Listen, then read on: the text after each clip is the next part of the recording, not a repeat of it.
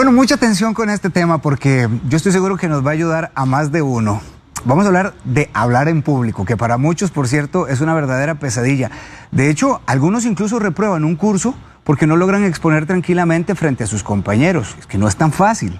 Desde pánico escénico, sudoración fría, hasta la boca seca, de todo puede suceder porque para uno esos minutos se vuelven eternos. ¿Por qué les hablo de esto? Bueno, porque el problema se vuelve grave, porque para muchos hablar en público es una herramienta que debe ser indispensable en el trabajo o una herramienta necesaria para encontrar un trabajo. Invitamos a Alan Loría, él es especialista en habilidades blandas y programador neurolingüístico y está con nosotros para darnos consejos prácticos, así útiles, que usted y yo podamos emplear para poder perderle el miedo de hablar frente a la gente. Recuerde que si tiene alguna consulta, escríbala en el Facebook o al WhatsApp 6087-7777 para un pequeño vídeo. Alan, qué gusto tenerte acá, muchas gracias. Don Omar, todo bien, buenos días. Igualmente para vos, es un gusto. ¿A partir de cuánta cantidad de gente, yo no sé si la pregunta peca de obviedad, a partir de cuánta cantidad de gente ya se considera que uno está hablando en público? 2 personas en adelante. Ya ahí tenemos público. Sí, ya hay público, porque bueno, obviamente esto no sería hablar en público, pero si yo tengo un equipo de trabajo, 2, 3 compañeros, es mi público. Entonces, ahí empieza, creo, Omar, lo que tenemos que empezar a cambiar. La gente se imagina hablar en público, grandes auditorios, grande cantidad de personas, pero en realidad usted habla en público todos los días. Con tus hijos, con tus compañeros, en la oficina, en el cafecito, en el almuerzo, es tu público. ¿Quiere decir que puedo comenzar de menos a más como para ir perdiéndole el miedo? Correcto. Yo siempre recomiendo a la gente que cuando está en este proceso de aprender a hablar bien en público, trate de buscar audiencias pequeñas. Hasta yo a veces vacilo, si no tiene audiencia, póngase sus peluches de la casa, pónganlos en el sillón y esa es su audiencia. ¿Y qué en sí es hablar en público? Porque muchas veces la gente malinterpreta el concepto y piensan que es levantar la voz o hablar de una manera mucho más entonando diferente. ¿Qué en sí es hablar en público? Hablar en público es comunicación y como te digo, lo hacemos todos los días hablar en público. Ahora, hacerlo de la manera correcta ya son otros, como decimos en el pueblo, otros 100 pesos. Entonces, lo que tenemos que tener presente es que yo siempre estoy hablando en público, sin embargo, hay momentos muy específicos como una entrevista de trabajo, una reunión de compañeros, una charla, una clase, que yo tengo que realmente hacer los pasos correctos para que mi mensaje sea bien entendido. ¿Se nace con la habilidad de la oratoria o se puede desarrollar? Nacemos con habilidad de comunicar, de hablar en público. Todos nacemos con habilidad de hablar en público. Lo que tenemos que generar es la competencia de hablar en público, que son 2 cosas muy diferentes. Explícame. Vos naces con habilidad de hablar. La mayoría de personas nacemos con habilidad de hablar. Nos comunicamos, ¿cierto? Sí. Ahora, de ahí a generar la competencia para comunicarnos de manera correcta, ya es otra historia. Entonces, yo nazco con habilidad, sí. ¿Podés hablar en público? Claro que puedes hablar en público.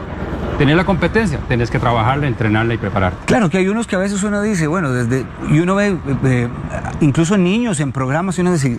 ¡Qué facilidad! Sí, nunca tuvieron un ápice de nervios o de miedo para ubicarse frente a una cámara o para hablarle a un país entero. No, y eso es muy cierto, pero ahí a veces caemos en un error. No porque yo no tenga pánico escénico, no porque no tenga vergüenza o porque se me sea muy fácil expresarme, quiere decir que lo estoy haciendo bien. Eso estás diciendo algo importantísimo, porque yo te iba a preguntar si el miedo más bien es una piedra de tropiezo o podría servirme como herramienta para estar más concentrado. Miedo siempre va a existir. Es más, yo lo llamaría eso como unos nervios bonitos, como una ansiedad bonita. Hago la metáfora como cuando el futbolista está en el túnel antes de entrar a un partido, ¿verdad? Que está en ese brinquito, ¿verdad? En esa emoción, eso siempre se va a dar. Usted puede ser un conferencista consagrado de muchísimos años que siempre va a tener esa nervia. Si no, estaría muerto, si no estaría como muerto. Ahora, hay una gran diferencia, Omar, entre pánico escénico y tensión escénica. Tensión escénica son esos nervios normales que todos tenemos como seres humanos. Miedo escénico ya es cuando empezamos con sudoraciones, con pensamientos de que se me van a olvidar las cosas, con dolores de estómago, con corridas al baño antes de... Todo eso ya es miedo escénico. Y incluso se somatiza un poco más. Se somatiza un poco más, los cachetes rojos, la voz tiembla, me tiembla el pulso, todas esas cosas ya empiezan a ser señas de miedo escénico. Bueno, yo espero que ustedes en casa, si esta entrevista les puede servir mucho, la guarden, la estudien, porque vamos a sacarle el jugo a Alan con todas las recomendaciones que usted nos trae. De hecho, usted nos sugiere diferentes tips, diferentes consejos para poner en práctica. Y usted me habla primero de que el número 1 es aceptación. ¿A qué se refiere con aceptación? Amor propio, Omar. Vieras cómo se topa uno personas que dicen... es que yo no sirvo para esto, es que yo no tengo la voz correcta, es que yo soy muy pequeño, es que cuestiones muy físicas. Y yo le digo a la gente, no hay 2 oradores iguales, O sea, no hay dos conferencistas iguales, todos somos únicos y tenemos que entender que tenemos que aceptarnos como somos. Si somos de altos, bajos, lo que seamos, desde ahí tenemos que empezar a aceptarnos.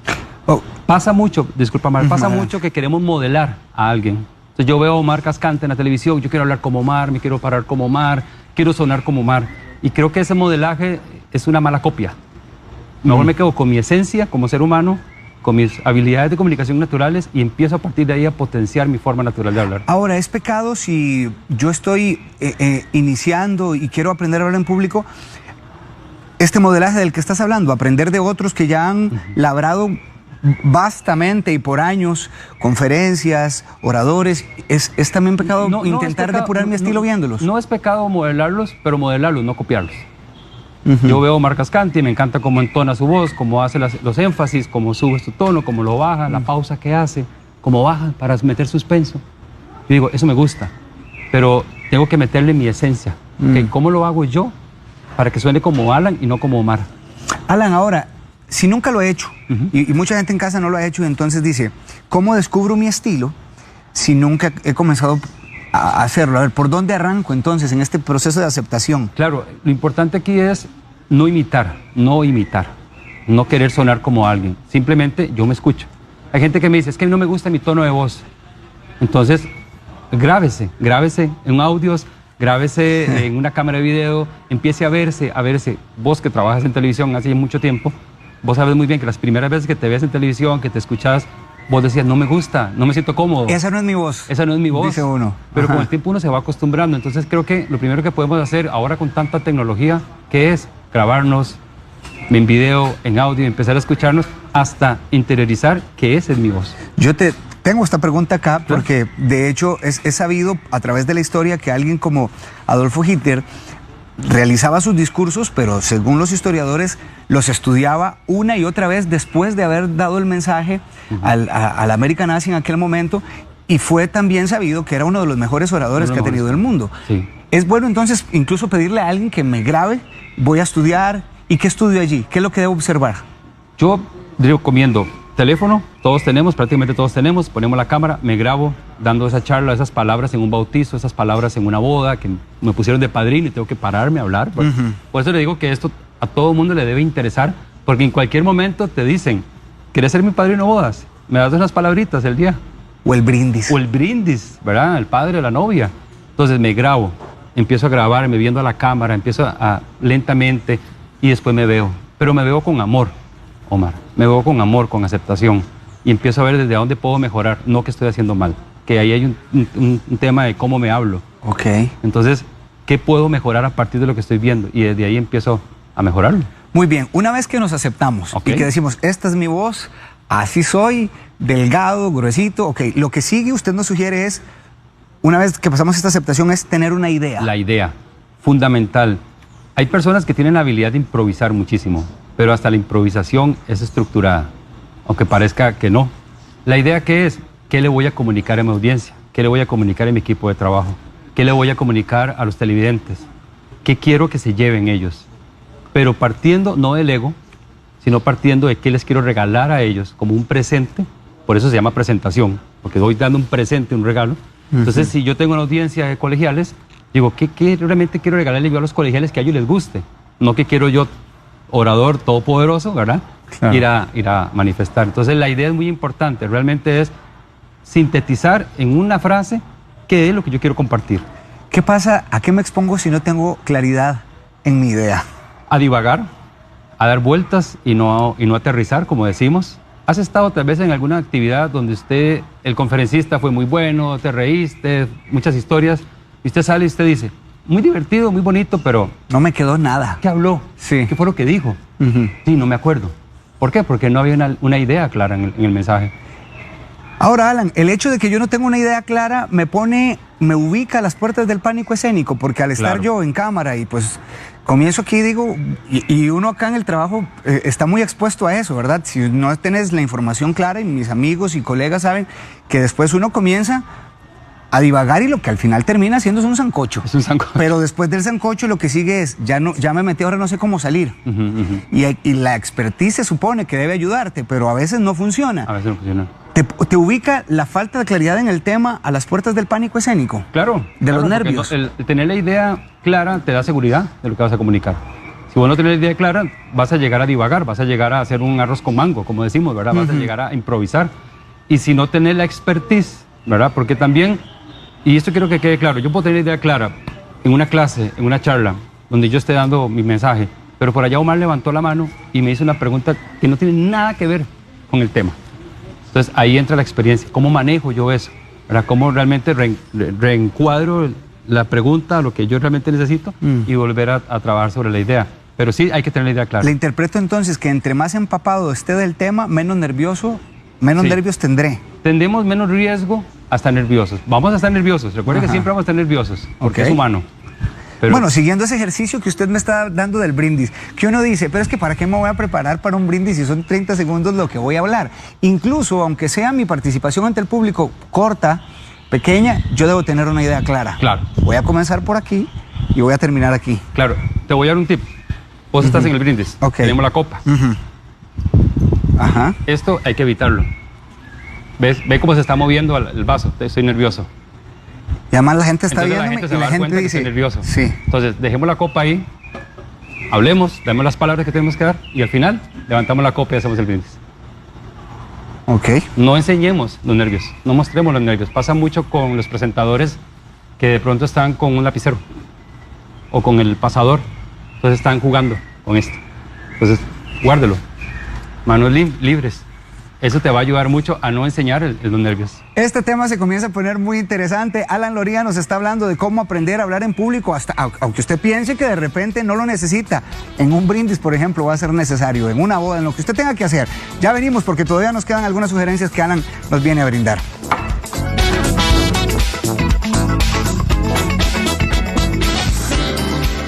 Nuevamente gracias por continuar con nosotros en este tema que me parece que es muy interesante, muy práctico para todos.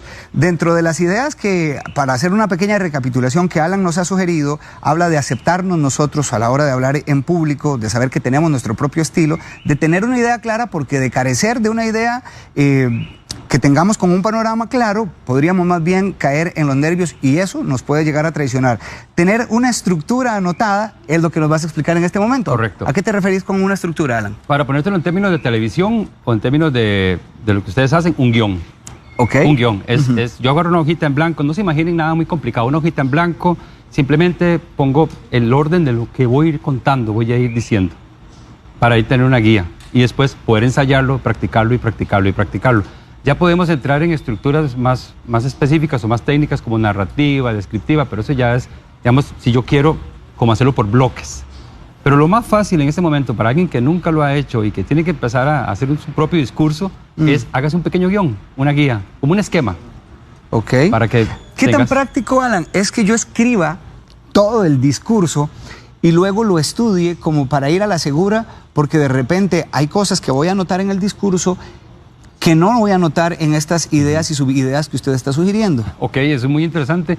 A mí me ha pasado antes, cuando yo estaba empezando, yo escribía todo lo que iba a decir, puntos y comas, y yo prácticamente como en la escuela, me lo memorizaba. Claro.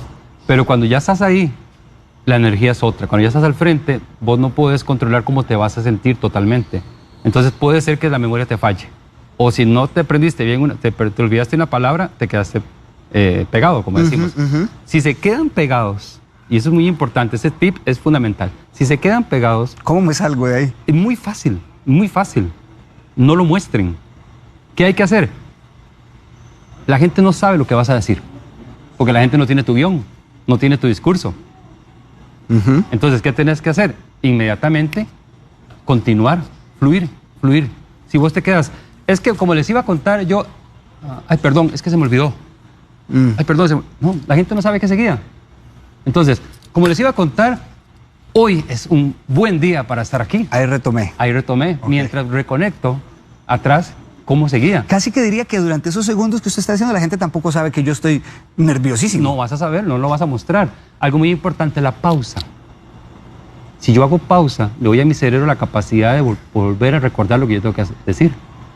Pausa. Siempre sigamos con el discurso, porque sé que, por ejemplo, hay muchas personas que tienen que exponer una idea para sus jefes, Y son... Una cosa es tener un público que son mis vecinos y otra cosa es tener un público donde tengo a mis jefes y a mis superiores y yo tengo que dejar una buena imagen. ¿Con cuánta anticipación yo debo estudiar esta estructura que usted nos sugiere? Todo lo que puedas. Todo lo que puedas, repasar, ensayar frente al espejo, frente a la cámara de su teléfono, todo lo que pueda. Suéltelo 12 horas antes. Suéltelo. Okay. Es como cuando estábamos en la escuela que uno estudiaba las horas antes, ya no está. Ya estaba hecho. Ya está hecho. Entonces repase todo lo que pueda, pídale a su pareja, a su familia que lo escuche, ensáyelo. La repetición hace la maestría. Entonces eso hay que tenerlo presente. Muy bien, vamos por esta cuarto consejo que nos dice Alan. Es como contar un cuento. Cuenta un cuento. A ver. El storytelling o contar historias es una herramienta fascinante. El conocimiento a nivel histórico se pasa por historias. Antes no había libros, no había nada. La gente se sentaba alrededor de un árbol a escuchar los cuentos de la persona más sabia del pueblo. Y ahí se iba pasando la información. El cerebro humano está entrenado para entender historias, para conectar con las historias, además que van a la parte emocional. Una estructura de una historia puede ser, por ejemplo, la de un chisme. Un chisme. Ajá. ¿Has hecho un chisme? Yo sé que vos no sos hombre de chismes.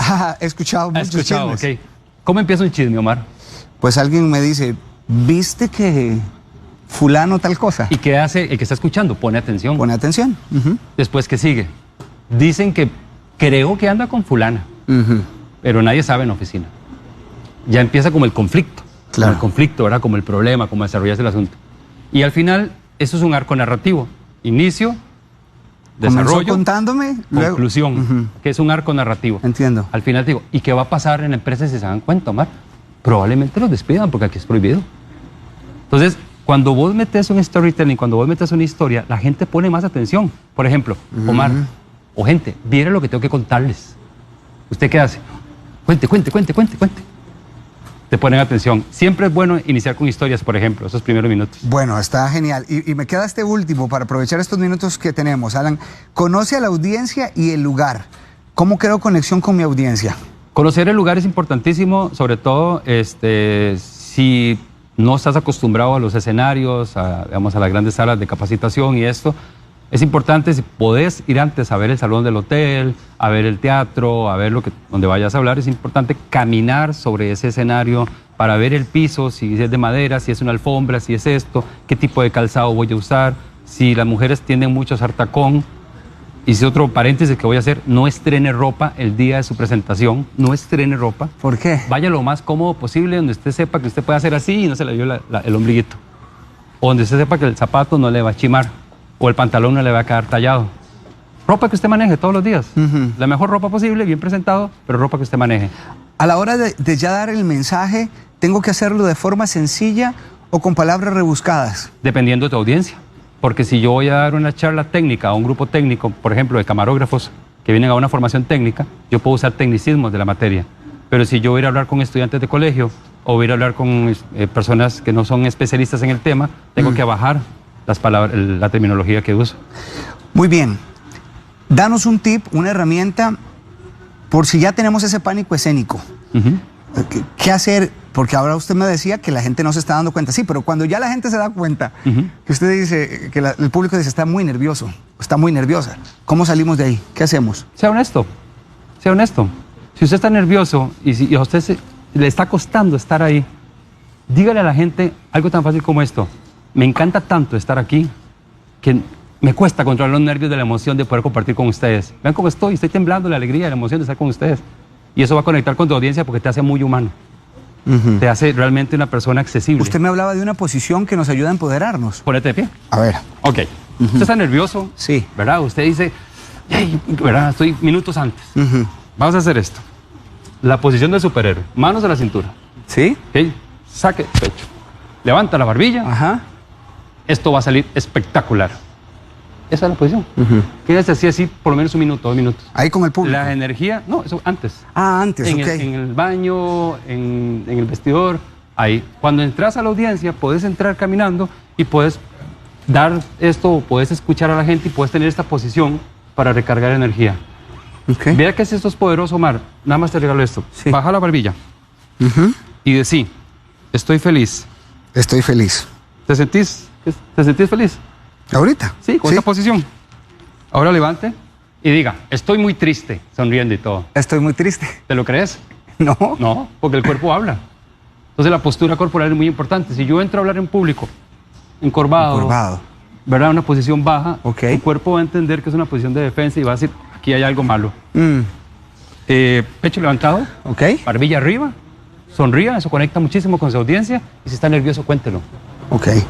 Nos aprenderemos todos estos detalles. Alan, muchas gracias. Con mucho gusto. Muchas gracias por estos consejos prácticos. Alan Loría, le voy a dejar un número de teléfono. Estoy seguro que usted va a querer escuchar un poco más sobre todo lo que él hace. Allí lo tienen en pantalla porque lo acabo de... 7015-5335. Alan es programador neurolingüístico, especialista en habilidades blandas. Todo esto que hemos estado abordando. 7015-5335. Vos vas a dar charlas, conferencias a diferentes centros laborales y todo. De hecho, este sábado, iniciamos con un proceso de aprendizaje a hablar en público.